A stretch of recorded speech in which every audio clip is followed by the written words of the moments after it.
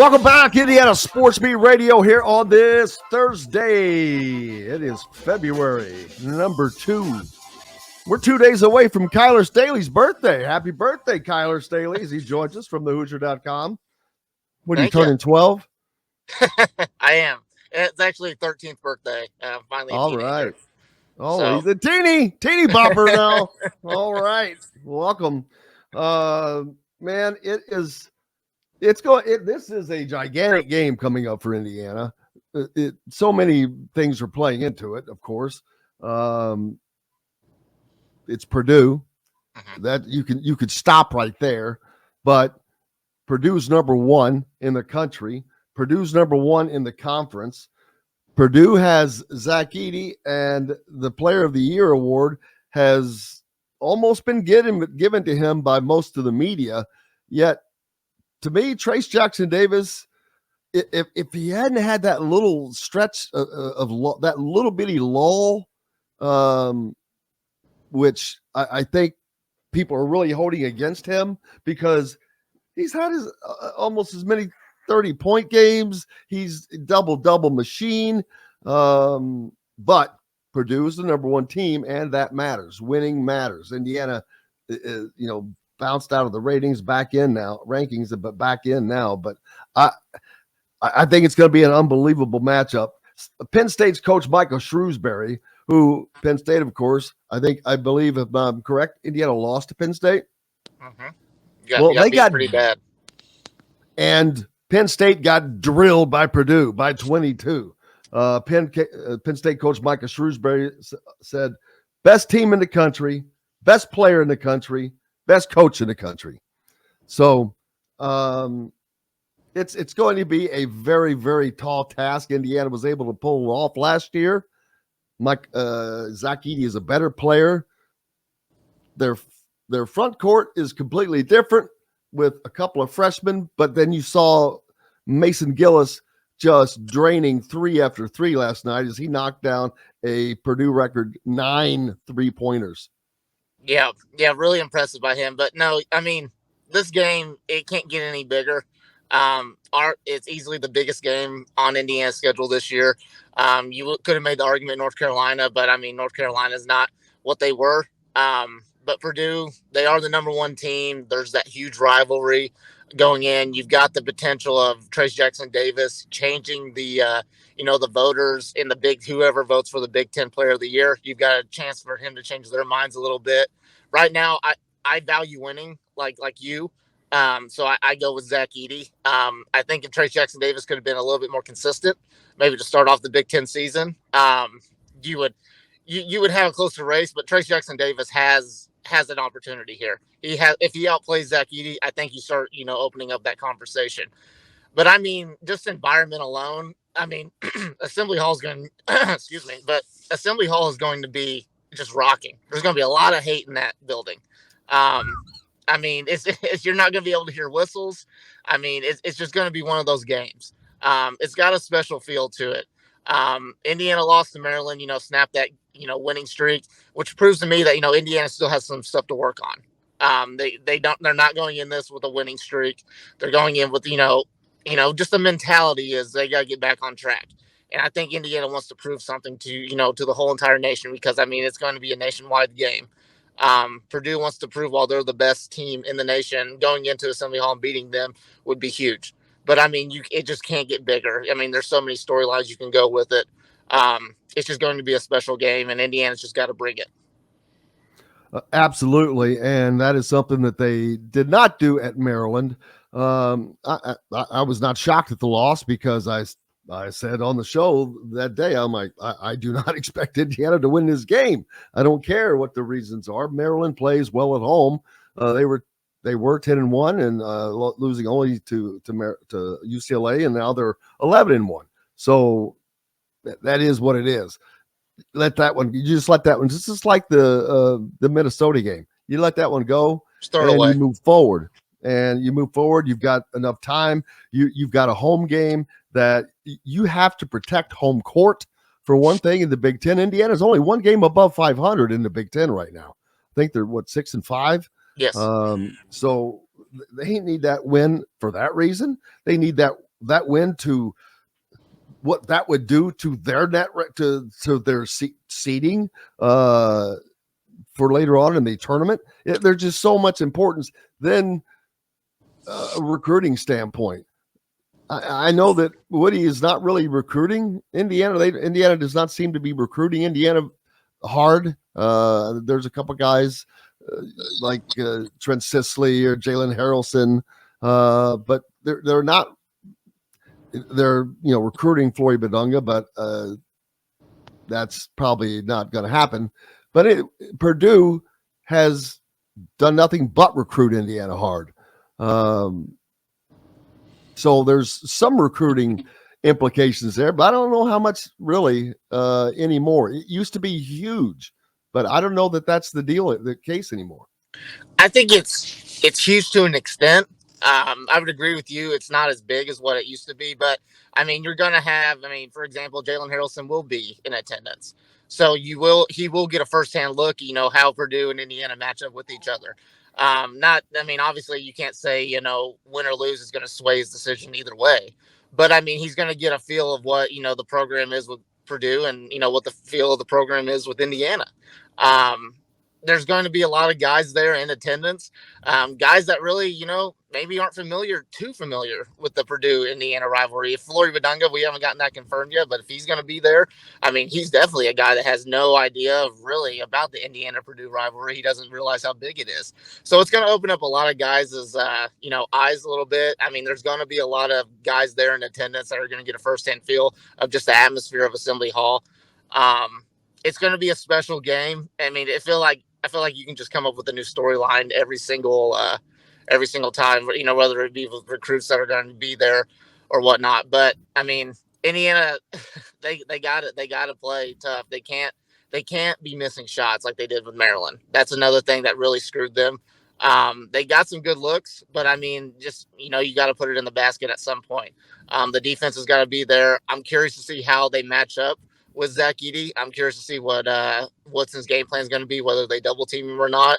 The problem is they double team him, they're probably going to leave some shooters open, and that's what's made Purdue successful is when teams double team Zach Edey and they leave their shooters like Braden Smith, Fletcher Lawyer, Mason Gillis. You leave those guys open and they knock down shots. So Indiana's got to play nearly perfect if they want to come up with a win here.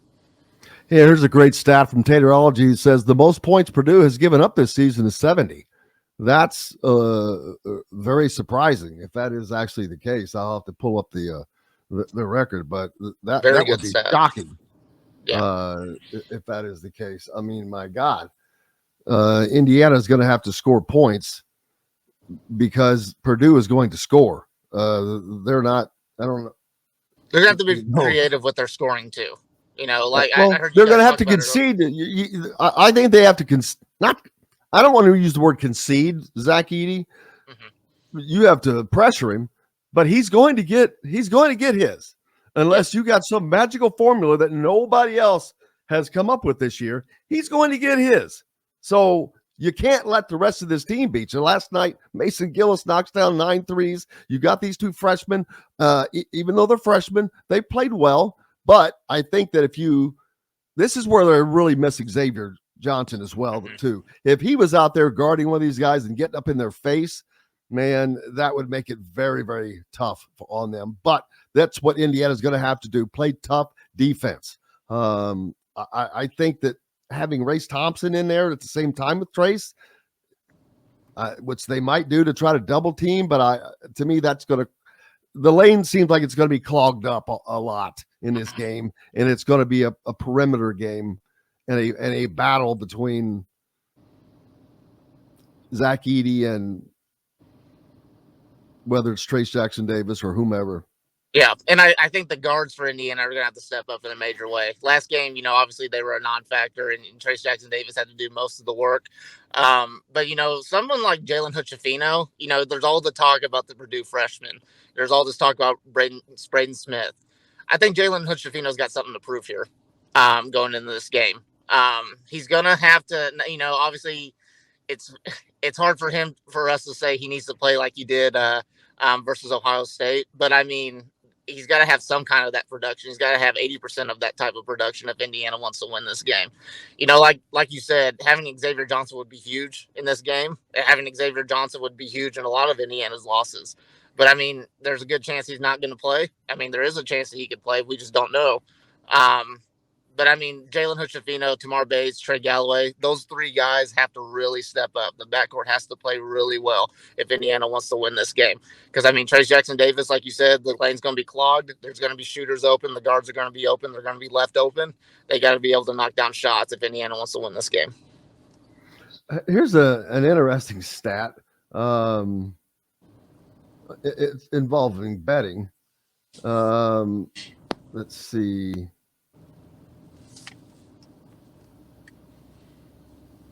What was that second one in terms of hitting? Oh, okay. Against the spread this year, Indiana's 10, 11, and 1. Purdue is 10, 12, and 1. Interesting. Yeah, which just shows that against the spread. Yeah, that's both against the spread. So there's no line set for this game yet, but that means whatever the spread is, it's going to be close to that. You can count on the game being close to that. Doesn't mean it's going to be the actual result. Right. I don't expect a blowout either way. It's going to be close. It's going to come down to the last second. Here's another one, though, and it brings up the 70 points. In terms of hitting the over in games involving Indiana, they are 13-9-0. The Boilermakers are 9-14-0. Interesting. So those things don't they don't add up, do they? No, it's kind of weird, man. So we'll see how that's just some interesting stuff. I see one right here. The prediction I see is Purdue 71, Indiana 69. So it's expected to be a very, very tight game, which Malik Renew cannot foul out. These guys cannot foul out. Trey Galloway cannot foul out.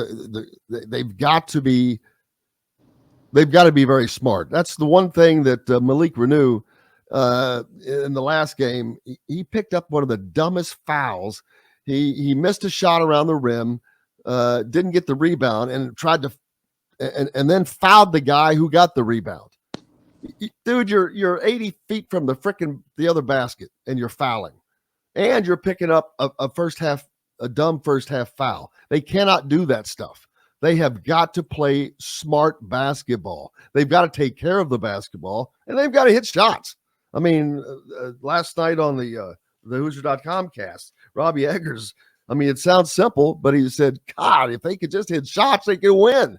And because we've seen that. They've shot the ball so well before that game, but they come back to Assembly Hall, and hopefully that changes things for them. But they've got to shoot the ball. Miller Kopp, I'm not going to get on him, but he took 7 shots in that game. It seems like it takes a dire situation for him to do something, I guess. But the guys had a really bad night, all of them. There were some, like we talked about, the horrible, what was it, 1 for 14 for Jalen Hood-Schifino, but Tamar Bates was like 1 of 5. No one was good except for Trace Jackson Davis. And it's going to be, what are you expecting in this game? Will he draw the assignment on Zach Edey, or will it be Race Thompson? I think it's going to be Trace to start off the game. And I think there's going to be, I mean, it's hard to predict what Woodson's going to do, what his game plan is. I would expect some double teaming, whether that be Trace and Race, Trace and Malik. I expect Malik to get a lot of minutes here, barring any foul situations.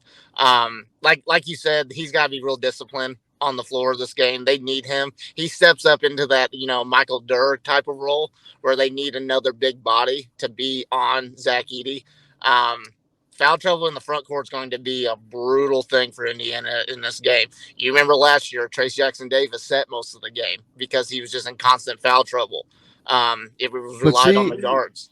And Indiana won that game with a completely different style, Yeah. which shocked us all.